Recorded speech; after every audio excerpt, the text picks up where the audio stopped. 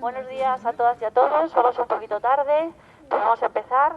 Muchas gracias por venir, y más en un puente, que se puede hacer cosas diferentes, ¿verdad? Está en Madrid. Muchas gracias a Rodolfo por también venir, y también en un puente. Rodolfo es periodista, ejerce el periodismo desde hace 30 años, y 25 de esos años lo ha hecho en España. ¿No se me oye? Ah, que me ponga a la derecha para que salga bien. Vale.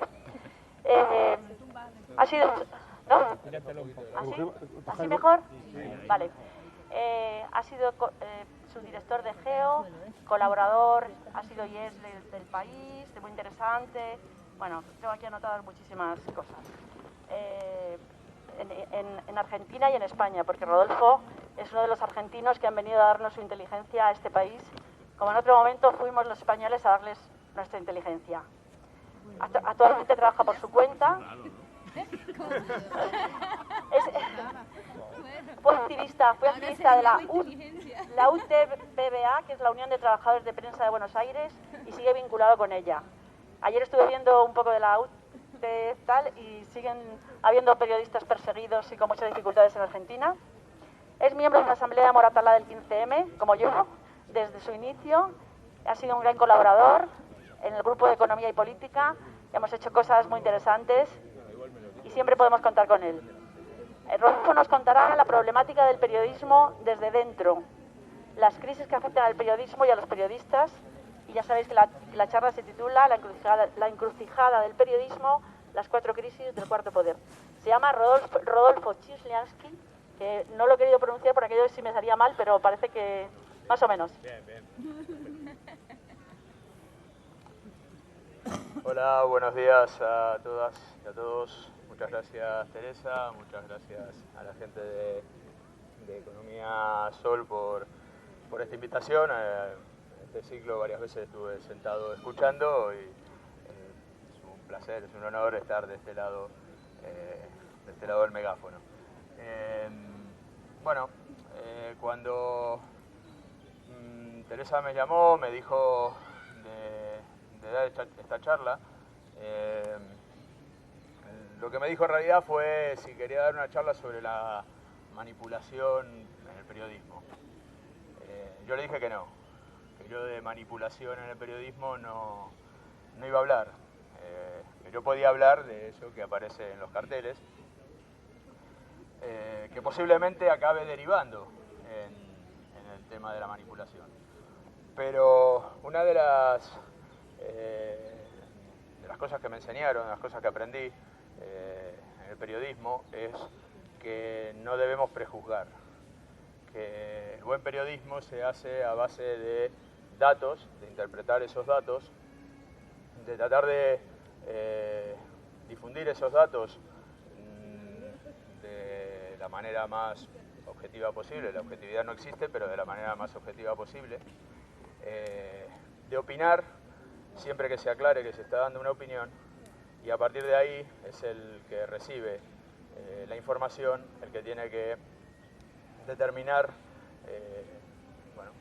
qué es lo que está diciendo, qué es lo que se está contando, qué es lo que está pasando.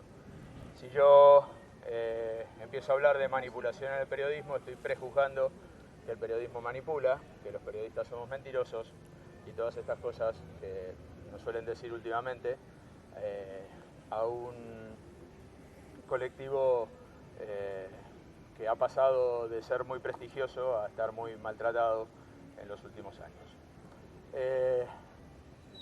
Mi idea en esta mañana es tratar de dar algunas claves, de contar un poco cómo ha sido este proceso. Creo que hay 4 crisis grandes, algunas más, en mi criterio, un poco más pequeñas, pero que por ahí también las mencionaré. Y mi idea básicamente es tratar de, ya que hice el esfuerzo de venir aquí un domingo de puente, tratar de pasar un rato lo más ameno posible.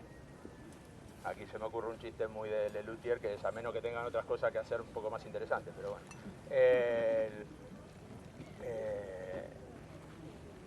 Como al final, haga lo que haga, uno termina hablando de uno mismo.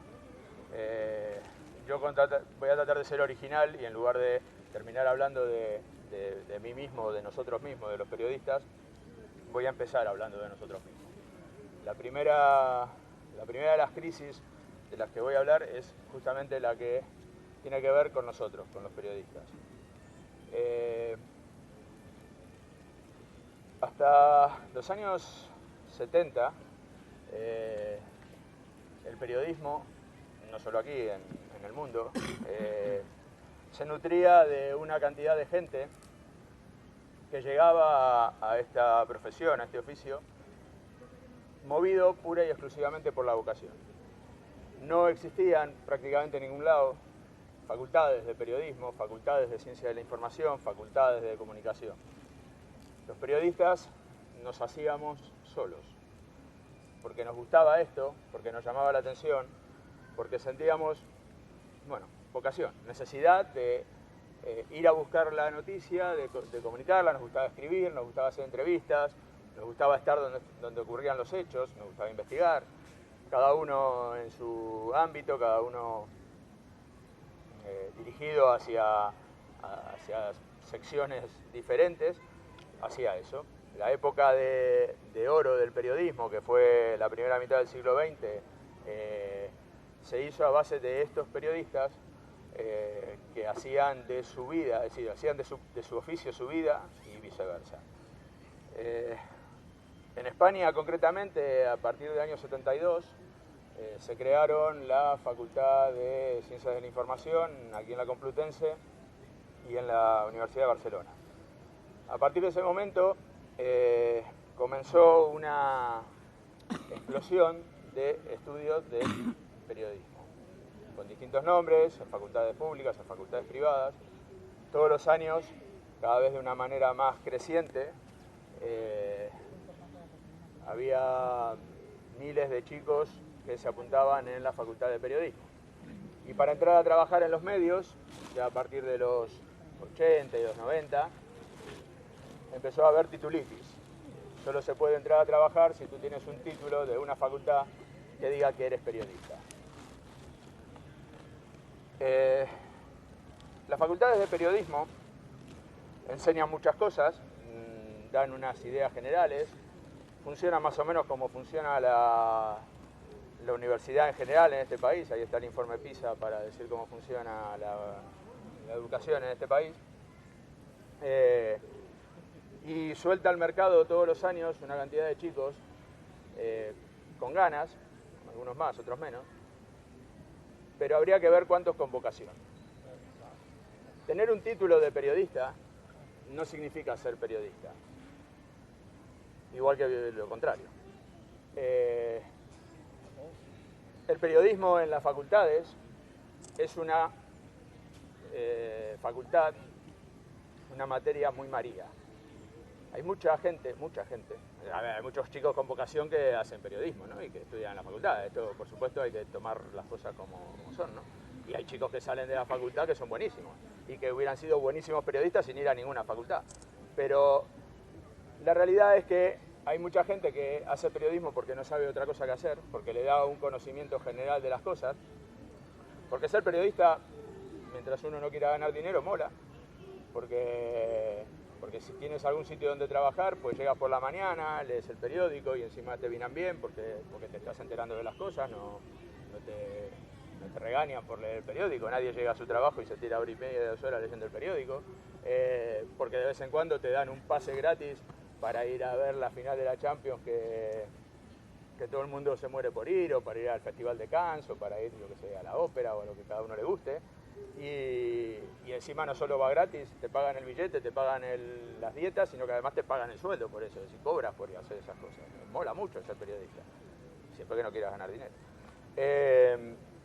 Entonces es una profesión a la que acceden, en la que ingresan muchos chicos que después quieren trabajar de lo que han estudiado, como es lógico. Eso ha hecho que durante estas últimas décadas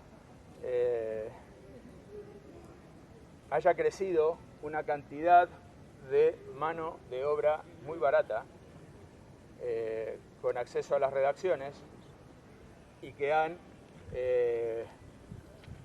han hecho que la profesión de periodista haya perdido parte de su valor y parte de su peso. Porque no todos los que entran en las redacciones lo hacen por auténtica vocación, no todos los que entran en las redacciones lo hacen por auténtica capacidad, ni los que se quedan lo hacen por auténtica capacidad. Este es un país donde lamentablemente dos de las ideologías más importantes son el amiguismo y el enchufismo, y donde es difícil crecer por méritos propios. Entonces, eso ocurre mucho en las redacciones. Eso ha venido pasando sobre todo en los últimos 10 o 15 años. Nos encontramos entonces con un nivel de periodistas que ha decrecido en relación al nivel que había desde los años 70 hacia atrás. Ese es un problema. El otro problema es que, y esto sí que atañe a los periodistas antiguos, a los modernos, a todos, es que los periodistas nunca nos hemos, bueno, por lo menos lo que yo conocí aquí, nunca ha tenido conciencia de clase. El periodista nunca se creyó trabajador.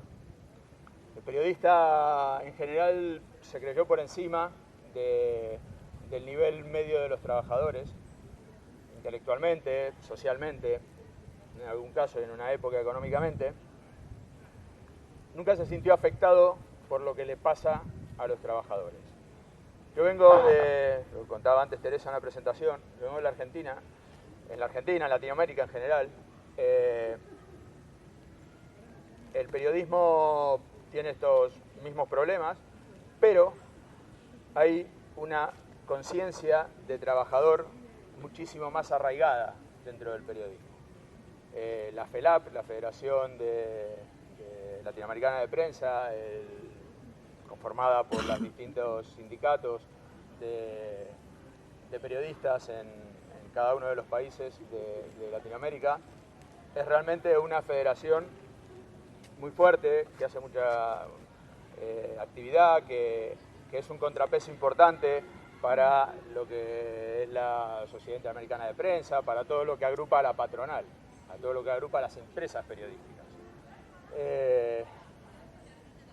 Cuando yo llegué en el año 88 aquí a España, me encontré con que no existían sindicatos de periodistas, solo existía, y sigue existiendo, un centro que se llama FAPE, que es la Federación de Asociaciones de Prensa, que agrupa a las asociaciones de prensa. Aquí en Madrid es una de las más grandes, la Asociación de Prensa de Madrid. Pero esas asociaciones de prensa son en realidad mutuas. Nunca realizaron ninguna actividad sindical ni se lo propusieron, entre otras cosas porque sus miembros y su junta directiva siempre ha estado conformada por gente muy vinculada a las empresas, y porque la actividad que se plantea es otra: un seguro médico, organizar la corrida de toros de la prensa todos los años, conseguir entradas más baratas al teatro, acuerdos con hoteles, bueno, estas cosas en plan mutua, no en plan sindicato. Los últimos tiempos sí que han tenido algún tipo de actividad, porque no les quedó más remedio, porque ya clamaba el cielo que no dijeran nada con todo lo que estaba pasando, pero bueno, la realidad es que nunca han tenido una actividad sindical. Eso fue lo que yo me encontré en el año 88, cuando, aunque estaba difícil en aquel momento ya el tema del trabajo en los medios de prensa, no hay comparación en relación con lo que está pasando ahora. 25 años más tarde y después de todo lo que cayó, la situación es exactamente la misma. Los periodistas, por lo menos aquí, no hemos hecho absolutamente nada por mejorar la situación. No hemos sido capaces de unirnos, de juntarnos, de tomar conciencia. Ha sido un sálvese quien puede, y sigue siendo un sálvese quien pueda muy grande, que cuando empezó el tsunami este que nos atraviesa, pues no tuvimos ninguna capacidad de reacción, fuimos sido expulsados de la profesión o de la actividad más o menos diaria prácticamente de manera continua durante todos estos años. La última medición del año pasado de la Asociación de la Prensa de Madrid, de un estudio que está haciendo ahora, habla de 27.000 y pico de personas en el paro desde que comenzó la crisis. Eso significa el 51% de la profesión. 64% de mujeres, 64% de mujeres, 36% de hombres. En cualquier colectivo, en cualquier sector, esto es un desastre. Y sin embargo, no hemos hecho nada. Esa es una de las grandes crisis, que creo afecta a esta profesión, creo que afecta a esto que se llama periodismo. Los periodistas que todavía conservan el trabajo están en una situación de debilidad extrema, aferrados a un puesto que mantienen porque no han caído en ningún ERE. Los que en sucesivas oleadas nos fuimos al paro, nos buscamos la vida por nuestra cuenta, somos freelance, hemos tenido que aprender a trabajar de una manera diferente a la que estábamos habituados, con más o menos éxito cada uno, pero en cualquier caso en unas condiciones muy complicadas para ejercer esto que se llama periodismo, ejercerlo en condiciones. Punto 1. Hablamos ahora de dónde trabajan estos periodistas que todavía tienen trabajo y de qué ha pasado con las empresas periodísticas, con el negocio periodístico en estas últimas décadas.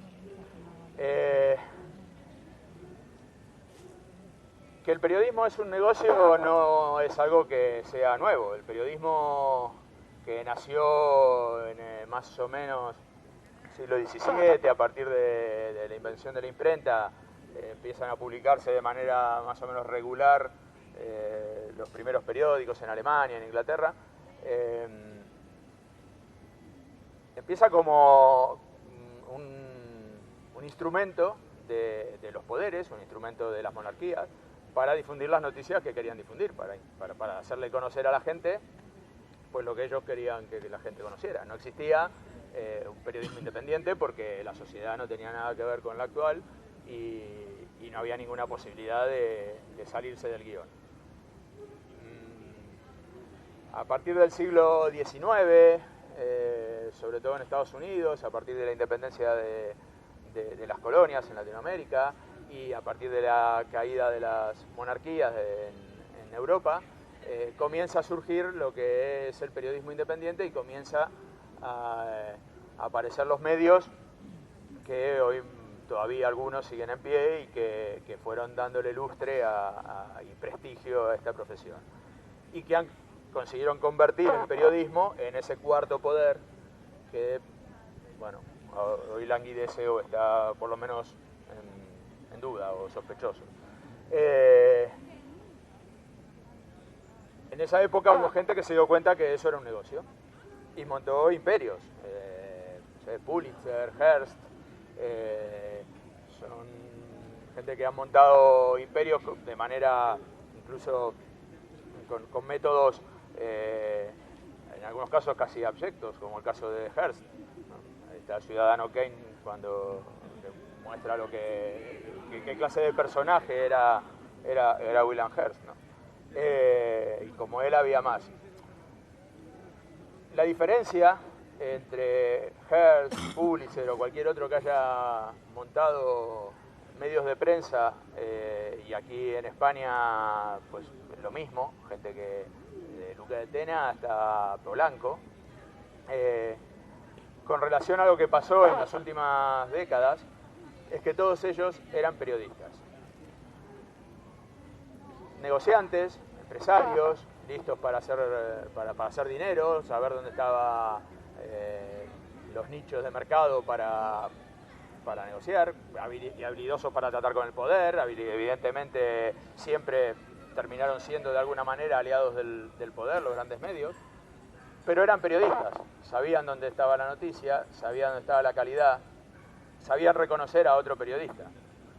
A partir de los 80, los medios de prensa empezaron a ser cada vez más tomados por gente que no venía del periodismo. Las decisiones empezaron a llegar desde gente del mundo empresarial. Los gerentes empezaron a tener cada vez más poder hasta el final convertirse ellos mismos en los consejeros delegados, en los que mandan dentro de las grandes empresas.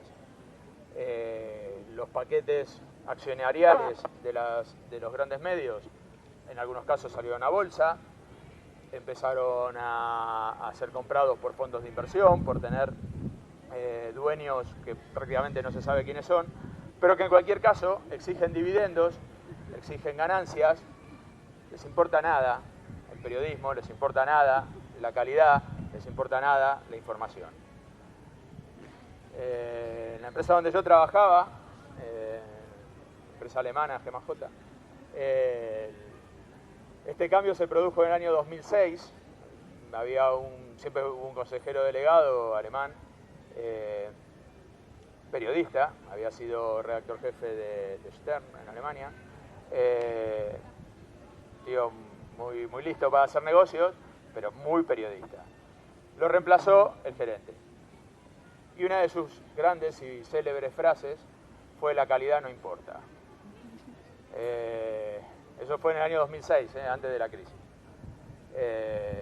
Lo echaron hace un mes. La empresa está cerca de irse de España o de quebrar en España porque es un desastre. El asunto es que ese es uno de los movimientos que ocurrió dentro de las empresas periodísticas, que los periodistas dejaron de tener peso en las decisiones. El otro movimiento, igual de importante, ha sido la concentración de medios. Aquí es muy fácil verlo. Todavía hoy sigue habiendo compras, fusiones en los grandes medios, en televisión, en la radio. De a poco el dial, por ejemplo, de nuestros aparatos de radio fue cambiando. Han ido desapareciendo radios que cuando yo llegué funcionaban y estaban muy bien, Intercontinental, Radio España, y de repente se fueron convirtiendo todos en la COPE, todos en la SER, cada vez hubo menos lugares donde ir a escuchar. Las radios fórmula de las FM se convirtieron en radios donde solo pasa todos los días los mismos discos, la misma música, y además pertenecen a las mismas cadenas y a los 40 principales, Dial Madrid, no sé qué, todos pertenecen. El que no pertenece a Prisa pertenece a Vocento, y el que no pertenece a Vocento pertenece a Unidad Editorial. Al fin, entre 3 o 4 se comen todo el mercado. Esta concentración de medios, que no es exclusiva de España, es generalizada, que, insisto, se mantiene. El año pasado, hace unos meses, Antena 3 se comió a La Sexta, Telecinco se comió a 4, bueno, es así. Nos hacen creer que La Sexta es un canal de izquierdas. Sí, sí. Lara es el presidente de La Sexta.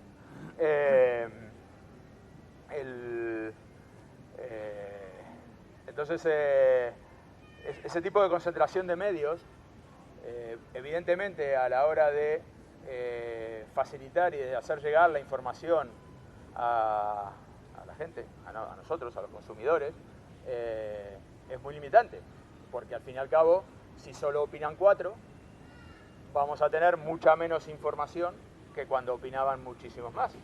Si solo nos da información 4, pues nos van a dar la información que quieran darnos esos 4.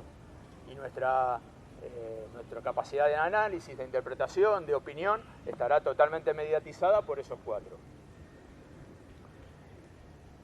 Esta política de concentración que se da a nivel económico prácticamente en cualquier otro rubro, miren donde miren, hay concentración de medios, da lo mismo que sean telefónicos, de petróleo, de lo que sea. Los grandes se fueron comiendo a los pequeños en todos los casos, pues manejan los precios, la distribución, comemos lo que ellos quieren, nos vestimos como quiere Ortega, bueno, es así. En los medios pasa lo mismo, solo que los medios evidentemente manejan un producto muy sensible, un producto que dentro de un sistema democrático es demasiado importante como para dejarlo en manos de 4 personas. O de 5, da igual. Tenemos entonces unos periodistas en unas condiciones muy precarias, trabajando en unos medios donde mandan 4. Así estaba más o menos la situación en el año, la primera década de este siglo, en el año 2000. A partir del 2002, 2003, aparece un elemento nuevo que nos introduce en la tercera crisis, que se llama Internet. Para entendernos, la revolución industrial que vive el periodismo con la llegada del medio digital y de Internet es equivalente a la que sufrió, no sé, la industria de lana. Empezaron a surgir los tejidos estos sintéticos, lo que pasó con el caucho y el látex cuando empezaron a fabricar la goma sintética, es decir, artificial, no hizo falta más sacar de los árboles, industrias que se fueron cayendo a partir de una revolución tecnológica. Eso es lo que pasa en el periodismo. Vivimos una revolución tecnológica, una revolución industrial propia del periodismo. Internet, digamos que ha motivado un par de cuestiones, o tres o cuatro cuestiones dentro del mundo del periodismo muy llamativas. Por un lado, y creo que es lo más grave, si de por sí el trabajo como tal en cualquier ámbito ha perdido importancia, hoy el trabajo no tiene, el trabajo cualquiera, el trabajo de barrer las hojas estas, cualquier trabajo ha perdido importancia, el trabajo se ha convertido en una especie de commodity, dicen los economistas, es un valor como puede ser el precio de la soja, del trigo o del barril de petróleo. Solo falta que en cualquier momento en los mercados de futuro de Chicago empiece a cotizarse a cuánto va a estar la hora laboral de aquí a 6 meses y manejarse en función de eso. Es lo único que diferencia el trabajo hoy en día de los productos como los que acabo de nombrar. Bueno, si el trabajo en general le pasa eso, en el medio periodístico, Internet hizo que la noticia le pase eso. Hoy la noticia ha perdido su valor. ¿Por qué? Porque hay tanta información, supuesta información, hay tanta noticia, hay tantas cosas a las que se tiene acceso, es tal el volumen tan gigantesco que evidentemente por una simple ley de oferta y demanda ha disminuido su valor. Entonces el trabajo del periodista, el trabajo del periodismo, que es dar noticias, dar información, ha perdido valor. La plusvalía que en su día teníamos los periodistas y tenía el medio de comunicación, tenía la radio, el diario, lo que sea, porque nos estaba contando una cosa que no sabíamos, hoy ha disminuido mucho. Ha disminuido a unos límites muy bajos. Eso hizo, entre otras cosas, que nuestros ingresos, los de los periodistas, bajaran en la misma dirección y en la misma proporción. Y eso hizo que los ingresos de los medios, de los grandes medios de prensa, pues le pasara lo mismo por un camino o por otro. Ahora veremos que sobre todo esto al final acaba sumándose la crisis económica en los países nuestros, ¿no? Pero en realidad la crisis del periodismo es anterior al 2008, es anterior a la subprime y anterior a todo esto. Ya veníamos en crisis, porque Internet ha disminuido el valor de lo que es la noticia. Hoy se hace creer que cualquiera es fotógrafo y que cualquiera es periodista.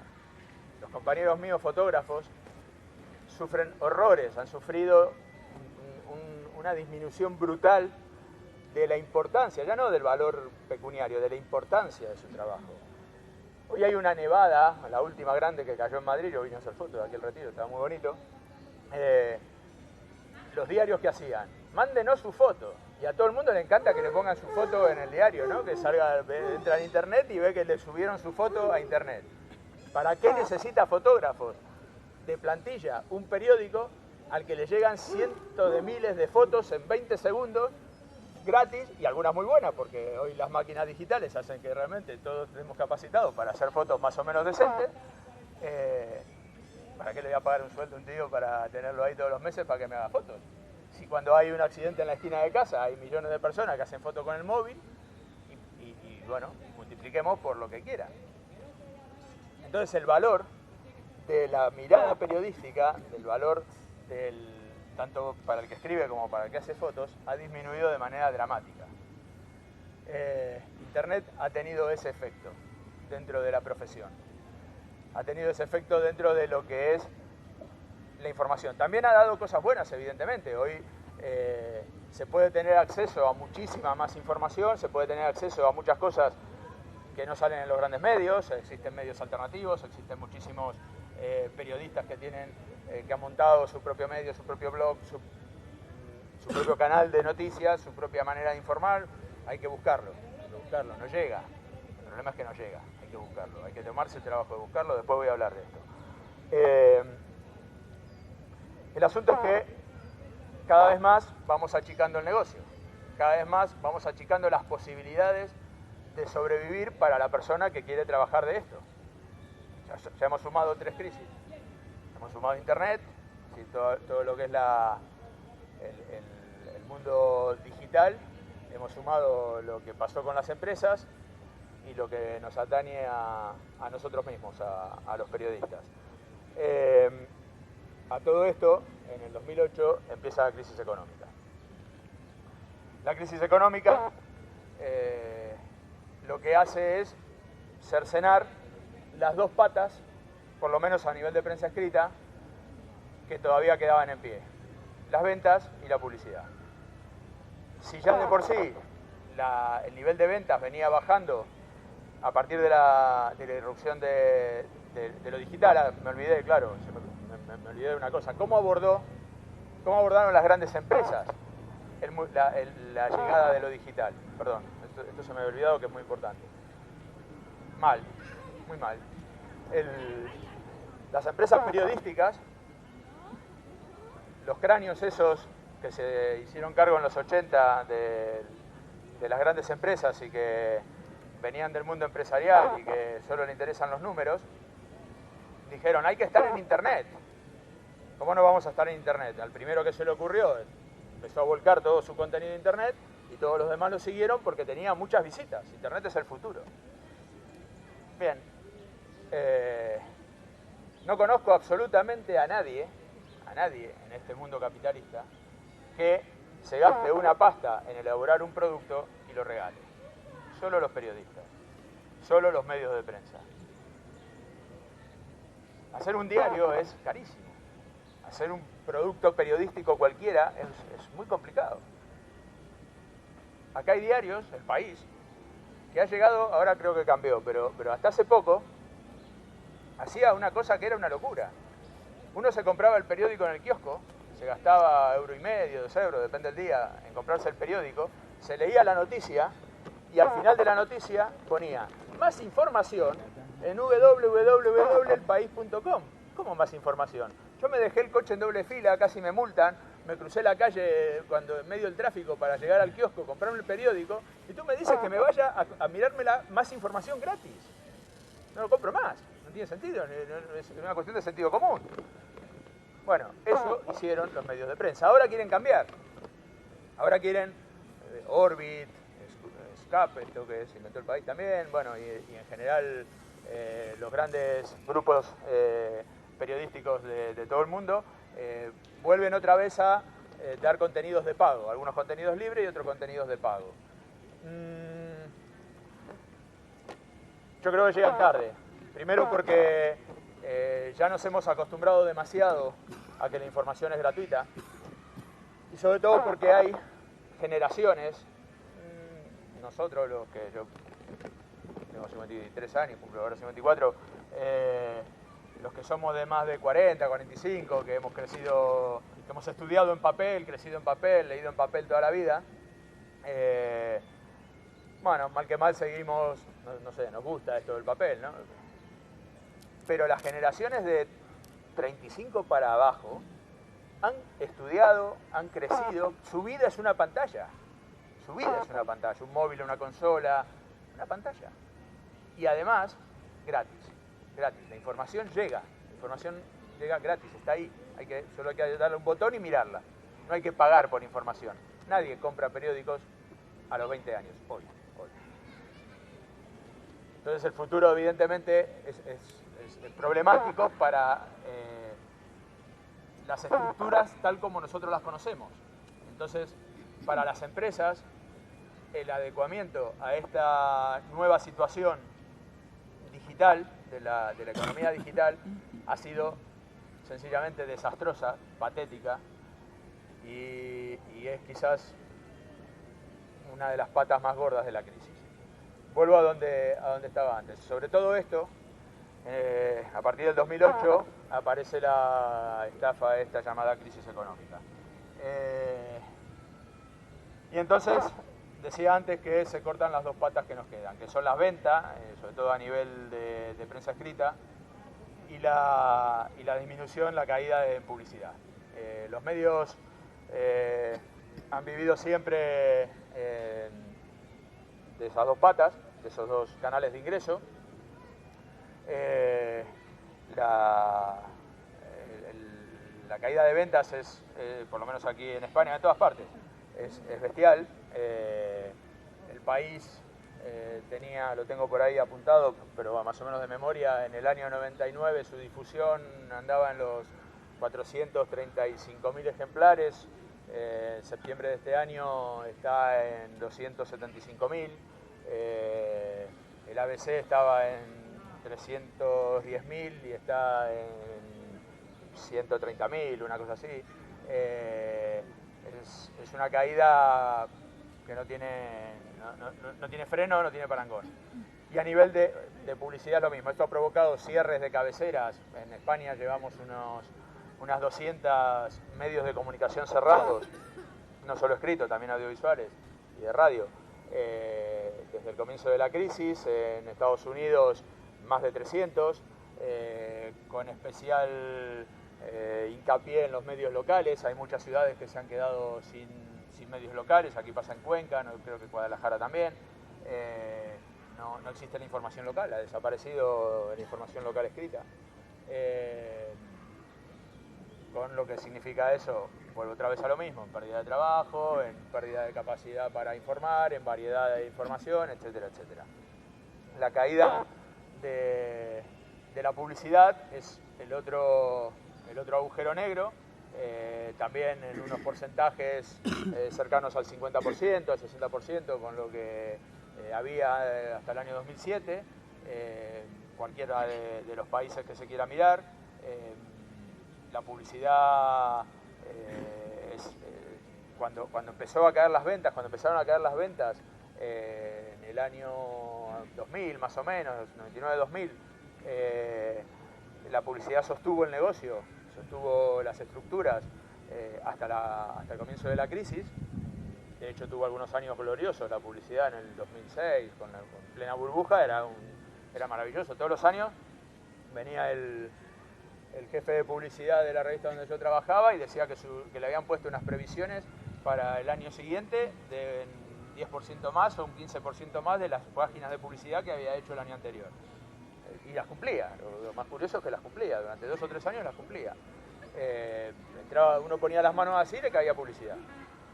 A partir del 2008 eso desapareció, los precios se cayeron, las condiciones de contratación de publicidad se cayeron. Y entonces, si todavía, cosa que es bastante dudosa, si todavía quedaba algún grado de independencia en los medios, en los grandes medios, en los medios que tienen grandes estructuras, esa caída de publicidad unida a la caída de ventas hizo que esa falta absoluta de independencia económica redundara en una falta absoluta de independencia a la hora de elaborar los contenidos.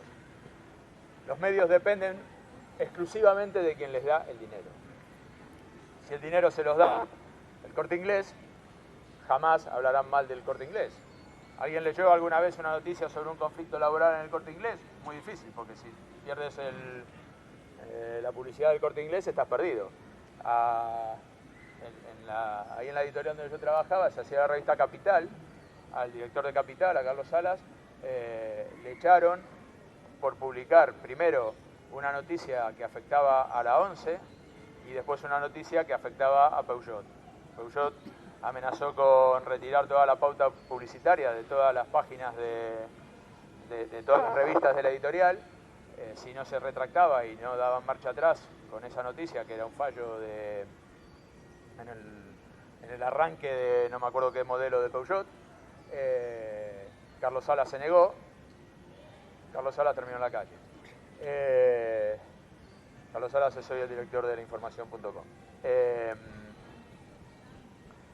Bueno, esa falta de independencia económica hace que esté muy limitada o prácticamente sea nula la capacidad de manejar la información o de brindar información de los medios. ¿Cómo consiguen hoy publicidad los medios con la crisis que hay? O mirando por otro lado cuando pasan cosas en determinadas empresas, o a través de conseguir publicidad hablando bien de lo que cada uno quiera. Si no es que Rajoy le pase un sobre o, bueno, no sé quién lleva el trabajo de Bárcenas ahora, no me acuerdo, ahí en el PP, le pase un sobre todos los meses a Maruenda o a ninguno de los que hablan permanentemente a favor del gobierno. Basta con que hablen con cualquiera de los dueños de cualquiera de las grandes empresas, que después por otro lado aportan dinero de manera fraudulenta al partido de gobierno que esté en ese momento para que ponga publicidad en ese medio y ya automáticamente el director de ese medio se sostiene. Ya está. Es tan fácil como eso. Favor por favor se paga. Así funcionan los medios, así funciona el periodismo de hoy. Esas cuatro crisis tienen un aliado fundamental, sin el cual todo sería imposible, que somos nosotros, los consumidores. Nosotros como consumidores hemos facilitado con nuestro pasotismo y con nuestra elección que esto ocurra. Los periodistas tenemos mucha culpa, los grandes empresarios de la información tienen mucha culpa, la eterna relación del periodismo con el poder tiene mucha culpa, pero nosotros también. Y aquí voy a centrarme en algo, en un elemento, en un aspecto que casi no he tocado hasta ahora, que es la televisión. La televisión se fue convirtiendo, a partir de los años 60, cuando empiezan a darse los primeros informativos por televisión, en un factor trascendental en la formación de la idea y de la opinión de la gente. Hay infinidad de gente que cree informarse porque ve el telediario por la noche. Da lo mismo cuál telediario, me da lo mismo que sea el más independiente, liberal, progresista, el que quieran, que el más retrógrado. Me da absolutamente igual. Es imposible informarse con un telediario. Como mucho uno sabe las cuatro cosas más grandes que pasaron, pero son las cosas que nos quieren contar. El periodismo es así, siempre te cuenta lo que quiere contar. En los diarios también entra lo que uno quiere contar. E incluso dentro de una misma noticia entra lo que quiere contar. Yo puedo hacer la información sobre esta charla que estoy dando y titularla de una manera o de otra muy diferente. Y estoy dando la misma información. Pero bueno, la televisión ha conseguido que en un rato, en media hora, 45 minutos, alguien crea que está informado.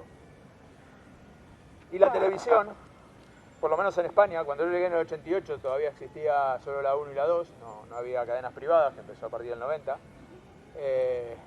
Cambió mucho a partir de la irrupción de las cadenas privadas. Para mí hay no sé, se me quedó grabado una cosa que son las mamachicho. Las mamachichos de Telecinco cambiaron el concepto de televisión. Aquí, evidentemente las mamachichos no fue un invento de aquí, vení por todo otro lado, pero aquí cambió el concepto de televisión, porque convirtió todo en un show. Y todo fue cayendo dentro de ese show. Los telediarios también. Los telediarios son un show más dentro de lo que nos presenta la televisión.